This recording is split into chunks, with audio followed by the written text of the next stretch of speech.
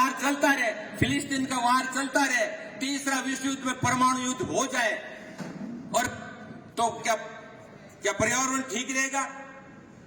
क्या मानव जाति ठीक? इसका मतलब आदमी जो पर्यावरणवादी होते हैं सिर्फ वो आदमी के चैप्टर को नहीं देखते, वो प्रकृति को देखते हैं। वो प्रकृतिवादी है, वो पर्यावरणवादी है। सराफ साहब ने कहा ये एक तरफा है।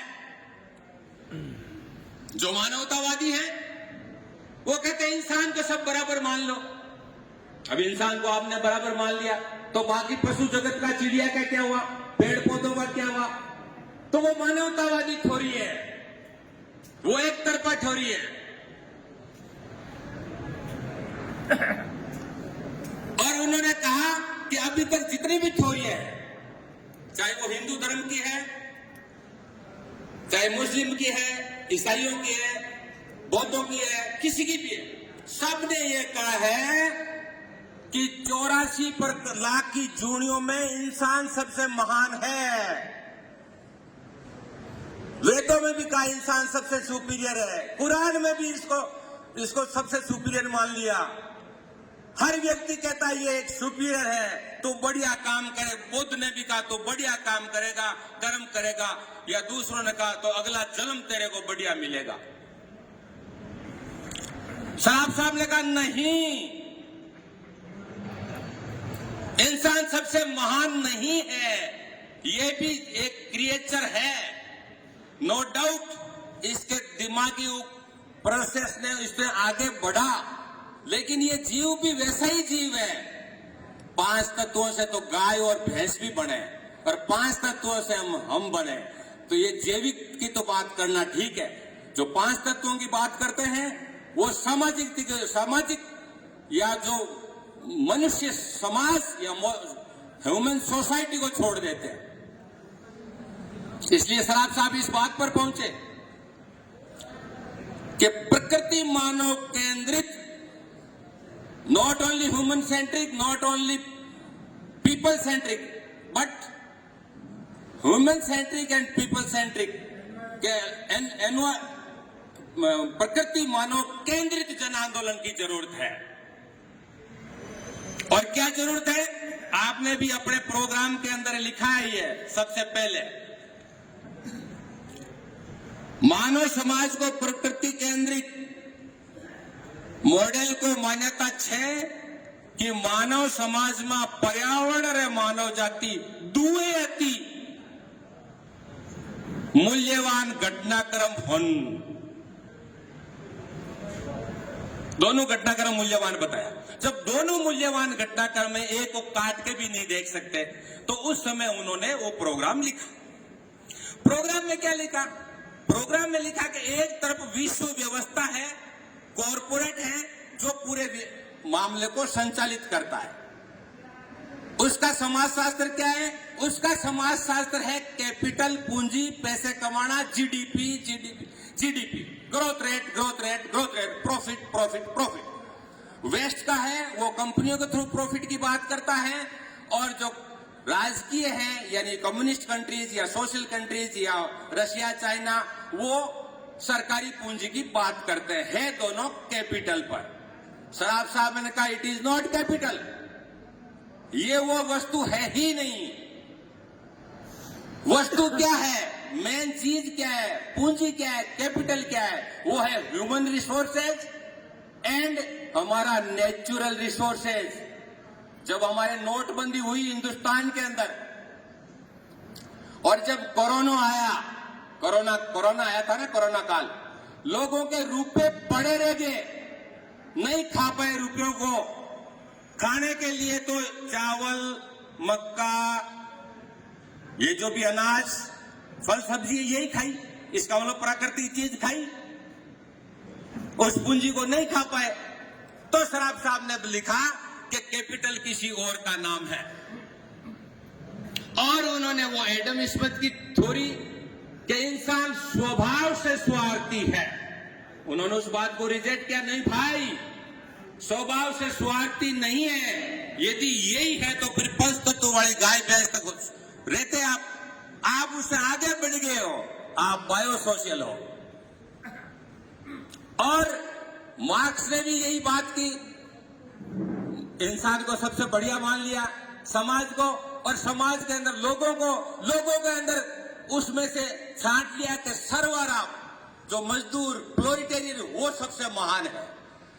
और उसको महान मानते मानते पूंजी पर कंट्रोल करने के लिए क्या, उसको लिए पार्टी, और पार्टी को कंट्रोल करने के लिए महासचिव। अब वो पुतिन जी ने लाइफ लॉन्ग का अपना प्रमाण पत्र ले लिया। इसका मतलब है कि ये व्यवस्थाएं नहीं चलने वाली।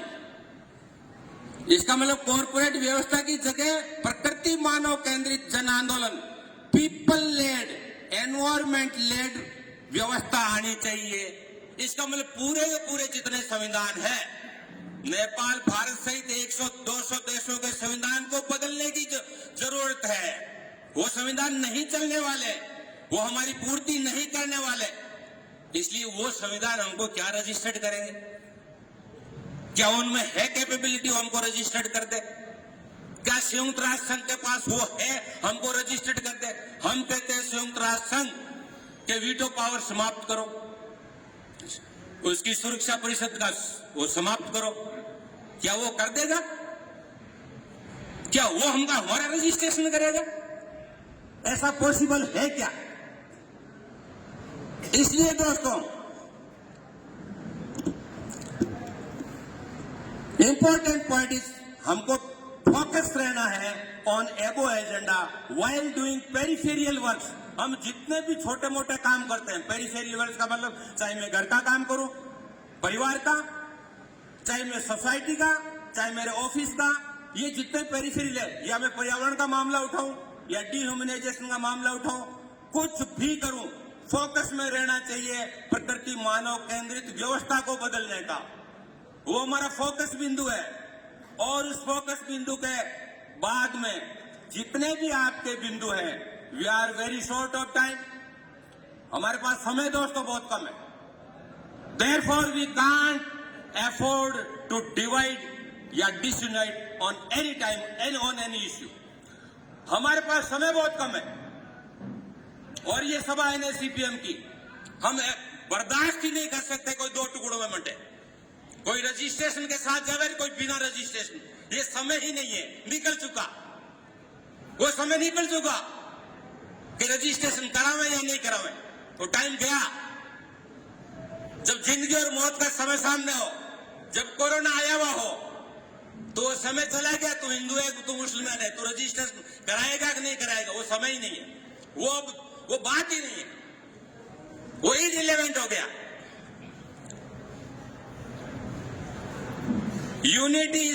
Unity in diversity is the basis of achieve our broader world vision. हम साथ रहेंगे, साथ में जो भी डिफरेंस है चलेंगे। डिफरेंसेज को चलते हुए हमको आगे बढ़ना है। After a thorough research, R.P. Sraf named it Nature Human Centric People's Movement. Philosophically, दर्शन के तौर पर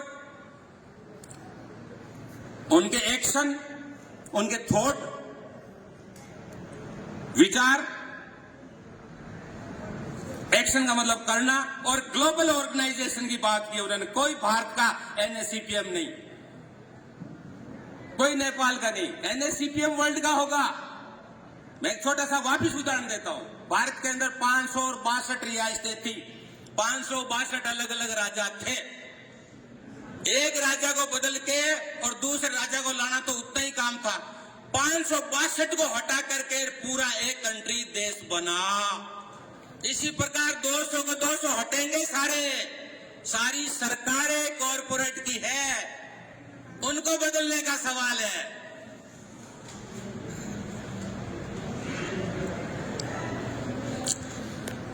और जो भी नंबर ऑफ एक्टिविटीज हम चाहे पर्सनल करें, through different methods, either through registered और unregistered, keeping in you the name nature women centric people's movement is alternate to the present day corporate system. ये हमको ध्यान में रखना होगा। प्रकृति मानव केंद्रित जन आंदोलन या उसका सिस्टम या उसका निजाम, वो आज के कॉर्पोरेट के सिस्टम को बदलने वाला है। और इसका जो मैकेनिज्म है कॉर्पोरेट का, वो सरकारों और उनकी पार्टियों द्वारा चलता है, which can not be registered in any way by this system. NSCPM को न तो ये पार्टियां न ये सरकारें रजिस्टर्ड कर ही नहीं सकती। यदि कोई भोले भोले कर लेता है, बिना पढ़े कर लेता है, तो वो कोई रजिस्टर नाम का मात्र हो जाए, बोले हमारे प्रोग्राम को रजिस्टर्ड कर नहीं सकते।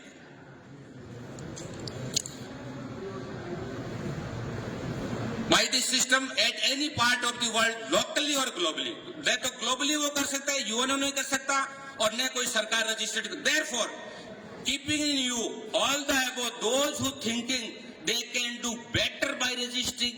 बहुत सारे हमारे साथी सोचते हैं कि रजिस्ट्रेशन करने से हम बेटर काम करेंगे। अच्छी बात सोच रहे हैं कि भाई 2002 में शराब साहब ने कहा ईयर 2024 खत्म हो गया, 22 साल निकल गए, 22 साल में कोई ज्यादा हुआ नहीं, तो शायद हो सकता है कि यही एक कारण हो कि रजिस्ट्रेशन यदि कर देंगे तो चमत्कार हो जाएगा। हो सकता है ये वो ठीक सोच रहे होंगे, लेकिन देख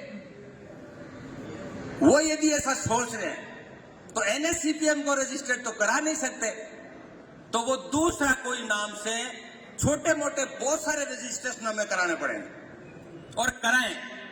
रजिस्ट्रेशन वालों के खिलाफ नहीं है, लेकिन वो प्रकृति मानव केंद्रित जन आंदोलन का नहीं करा सकते।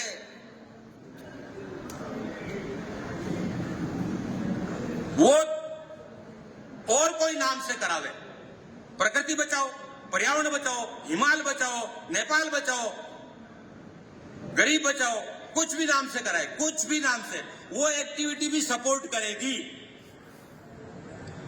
तो ये मेरा हम्बल रिक्वेस्ट है कि डिफरेंट नाम से करे, कोई ऐतराज नहीं। हमारा जो पहले की पार्टी थी वो तो रजिस्टर्ड थी ना, रजिस्टर्ड को 2002 में खत्म किया और नया एनएससीपीएम लाए। अब देखो, फॉर एग्जाम्पल हमारे यहाँ यदि कोई रजिस्ट्रेशन कराता है तो कोई एक्ट में होता है, कोई एक्ट होता है। जैसे चुनाव आयोग तो पार्टी को रजिस्टर करता है एक्ट के अंदर, ट्रेड यूनियन करती है ट्रेड यूनियन एक्ट के अंदर, कॉमर्शियल एक्टिविटी का कॉमर्शियल एक्ट बना हुआ है, सोसाइटी का सोसाइटी एक्ट बना हुआ है, और ट्रस्ट का ट्रस्ट एक्ट बना हुआ है। आप एनएससीपीएम को किस एक्ट में करोगे? वो रजिस्टर्ड होगा ही नहीं, वो पूरे सिस्टम बदलने का है। बैठे हुए संविधान सभा वाले किस कला के तहत करेंगे, कौन सा जादू करेंगे उसको रजिस्ट्रेशन करने का?